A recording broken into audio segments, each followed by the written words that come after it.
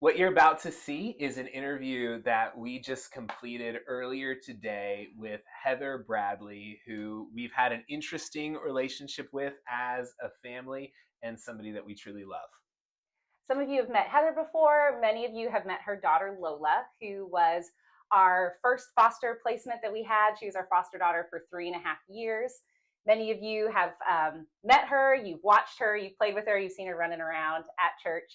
And she was a big part of our family for 3.5 years of EAC. And thankfully, she is back with Heather now and her husband and doing great. She moved back about 3 years ago. And so this is us catching up more with Heather on that.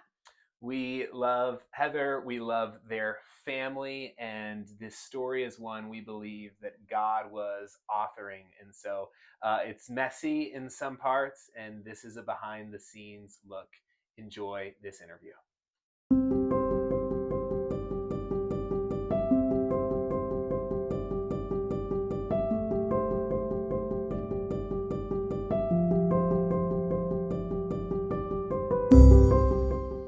Well, Heather, thank you for your willingness to have this conversation with me and share your story. And it's a story that we'll let our church listen to and kind of get a feel for. And so I just want you to know that, like, Claire and I love you, and we love that we get to be in your life and in your family's life. And it's a relationship that we value, and I'm looking forward to our church getting to know you a little bit and a little bit more about your story. Okay. So let's start at the beginning of your journey. Where did you grow up?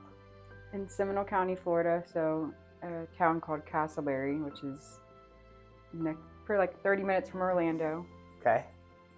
Tell me a little bit of what early childhood was like for you. What was your family like? And give us a little bit of like the origin story. From 1 to 5, it was like a normal family life.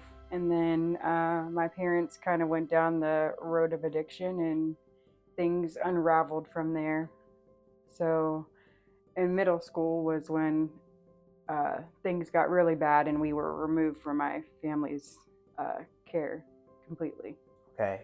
And then you entered the foster care We entered system. me and my sister both entered the foster care system. We were separated at first. She went to her own facility in Orlando, and I went to a boys and girls home, which was in Longwood somewhere. We were separated for about 3 months, and then from there we were reunited, and we were off of Bumby in Orlando, in a Great Oaks Village is what it was called. What was the experience like initially being separated from your sister?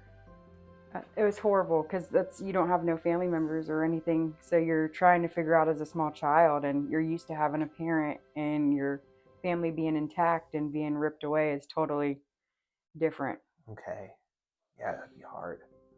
Tell me about the different foster placements you were in. So the first one was the group home. Mm-hmm.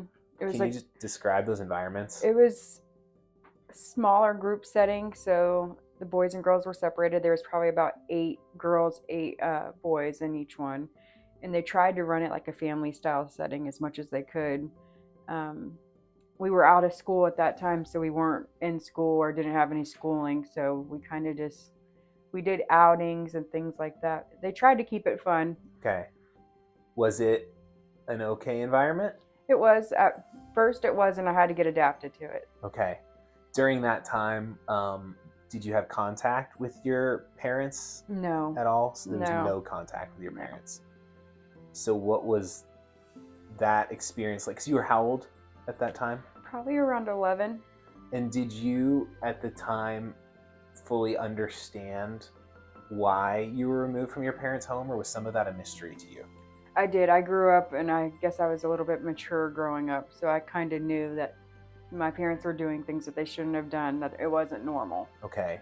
Was it a relief to be in a different environment, or did you find yourself just wanting to be home? It was a little bit of both, because I found myself taking care of my whole family, even at that age, like cooking and cleaning for the whole household, making sure my sister and I were getting to school. Whoa. Yeah. At the age of 11. Mm-hmm. So your sister's younger than you. Mm-hmm. How old is your sister? We're a year apart. Okay. So you felt like at 11, you were the responsible person in the home. Mm-hmm. And were the addiction challenges shared equally kind of amongst your mom and dad? Was it something they were facing together, or were their journeys different? It was both together, but on top of the addiction, they also had the mental health aspect as well. Okay. So then from the group home, you went to kind of what people would think of as a foster care home for the Yeah, next a environment? larger scale, like probably about maybe 100 kids. Whoa. Yes. So that was also like a group home. That was not. It was like a campus. It was so big. It was like a campus. Oh, okay. Mm-hmm. And you were reunited with your sister Mm-hmm. there. What was your experience in that environment, and how long were you there? We were there for a couple months, and then everybody it was like dorms, like a dorm style. We had like a full-on cafeteria. We started school that year. I think I was going into middle school, so we went shopping like in the van, and we all went shopping, school shopping. Like And 100 kids? they tried to break it down, not that Oh many my at one time, goodness. but they took us all to the mall and tried to take us shopping, and it was definitely different. Okay. Did you call the people who ran it like your foster parents, or was it more just like they were almost running a camp and it was... It was almost like a summer camp, but there was people that you were find a familiar face. Okay. Did you feel like the people who ran that home like genuinely cared for you, or was it more like, we got to make sure all these kids are safe and we're just kind of doing tasks? You could kind of get a feel for who liked their job and who didn't. Okay. Most of them seemed to like it. It wasn't just a job. Okay. So you were there for 2 months, and then what was the next stop? My grandparents, they were elderly, and they actually gained custody of my sister and I. Okay. And they lived where? In Castleberry, where we were originally from. Okay. Did you have a positive relationship with your grandparents? Oh, yes, yeah. So you loved your grandparents. Mm-hmm. Tell me about your grandparents. They just tried to do the best that they can with what they were given. They didn't have that much, so they still tried to give us the best life possible. Did faith play a part in your grandparents' life? My grandmother and I and my sister, we went to church every Sunday at a little church called First Baptist Church of Castleberry. Okay. So they went to church. Did you sense that that was maybe like part of a cultural routine for them, or did you sense that there was like your grandparents were deeply involved in My their grandmother faith and had a relationship was with Jesus? very deeply involved with. She would do VBS and a little bit of everything. Okay, so you think she knew Jesus? She had a loved relationship with the Jesus, Lord, yes. and you felt loved by her. Mm-hmm. And how long were you with them? From about 12 until 18. Really? Mm-hmm. Okay. Are they by any chance still living? No, they're both gone. Okay. So they played a very formative role in your life. They shaped my life for the most part. Okay. During that time, did you have contact with your parents, or what was... It was sporadic. It was kind of like if they wanted to, and it was supervised visitation at a visitation center, and my sister or I, neither one of us wanted to go there. Okay. It felt like a chore going to do something, and it just wasn't a good environment. Did your parents stay together, or did they split up? They stayed together. But it was like they were always either one was being incarcerated and one was out on the street doing whatever. It was not like where they were always together. Okay. All right. So then you hit 18, and what happens in your story then?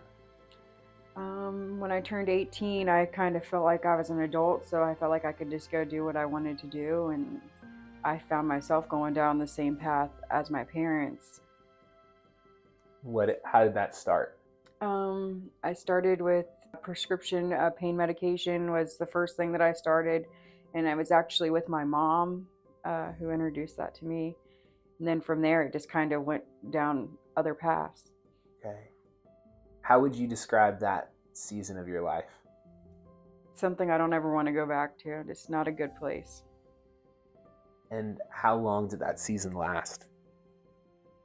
Probably about 8 years. 8 years. Mm-hmm. Okay. So before I met you, you had 3 kids. Is Mm-hmm. that right? Mm-hmm. So you were in a long-term relationship for a while with somebody? 10 years. It was an abusive relationship where we both used and battled with drug addiction, and it just wasn't a healthy environment for anybody. Okay. So you had 3 kids with that individual, and it was a very difficult circumstance. Then I'm aware that 2 of those kids had entered into the foster care In system before I met you. 2016, they entered the foster care system. They were lucky enough to go to the paternal grandparents. And at the end of 2016, I still found myself doing the same thing and not wanting to get my life together. So I felt it was in their best interest for me to terminate my parental rights altogether. So you chose to do that in that season, thinking that was what was best. I felt like I couldn't give them the life that they needed to have. When was the last time you saw those kids? It's almost been 10 years. Okay, all right. From what you know, are those kids doing well? They are doing well. I do try to call the grandparents to see about making any contact now. Yeah. But it's not easy. It's been a long time. Are they aware that your story has significantly changed since that season? Yes. Yeah. Good.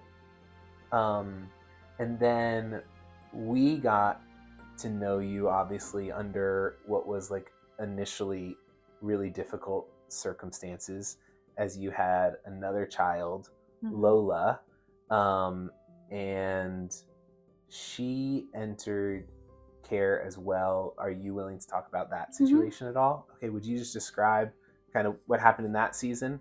It was still kind of the same thing. I was still dabbling in medication, not doing what I shouldn't have. I wasn't living the way I should be living. And basically, something happened where DCF got involved, and I tested positive for substances I shouldn't have had in my system, and so they removed her from my care. Yeah. And then she was obviously placed in our home, and she was the first foster child that we had the privilege of having in our home. And we would end up being licensed for 7 years. Our license actually just expired recently, as we were going through the stuff with Chloe and the stuff with our last placement. But Lola was in our home for 3.5 years, and there was something, I think, change that began to occur in your life because as you had just described with your first 2, you felt like I couldn't give them the home that they needed. Things began to change in your world, and that's not how you felt about Lola, and that wasn't the course of action that you took. Can you kind of explain some of the transformation that maybe happened in your life after Lola was placed in our care? Well, Lola was named after my grandmother. That's how she got her name. Okay. I had hit rock bottom. I think I had heard that probably before, but I had forgotten that. Yeah. I hit rock bottom, and I just knew if I wasn't going to change my life around, then I was probably going to not be here. So I felt like I needed to change my life, and I had Lola, and she gave me hope, so I just wanted to keep going. What role did Jesus play in that transformation? Was faith a part of that at that time, or at that time was it more like, I just need to get my kid back and get stuff together? Like, kind of talk more holistically about I wasn't going to church, but I would always pray. So I wasn't an active member. I just knew that Jesus would help guide me through whatever I needed to get through. Yeah. So faith was a part of that journey for you. Talk to me about that journey that I'm sure lasted like so much longer than you wanted it to. 3.5 years. I mean, now we're like past that, and it's so weird how life just changes, because now it feels like Lola's been with you for, whatever, but like at the time, I'm sure those 3.5 years just felt like, is this ever going to end? We went through COVID and everything too during that time, so it kind of threw everything off, with everything being outside of the court environment. Yeah. I went through caseworkers telling me they lost my paperwork. It was just a big mess. Yeah. So how are you doing, like, emotionally, mentally, spiritually in that season that lasted 3.5 years? It was difficult. There was times I wanted to give up, but I knew I just had to keep going. There was something at the end that was brighter. Yeah. And then talk to me about your relationship with Adam. My husband and I met in 2018, and we've kind of been together ever since. He's played a big part in Lola's upbringing and really helped me or guided with me through the whole journey of getting Lola back. How has your relationship with Adam, how would you contrast that with the previous relationship that you had that had lasted 10 years and wasn't good? How would you It's a contrast those relationships? total different relationship. It's the way a family should be or a relationship should be. It's not abusive. There's nothing that is hurtful. You can actually tell that we care about each other. Yeah, it's beautiful. Well, I've gotten to know and love Adam as well.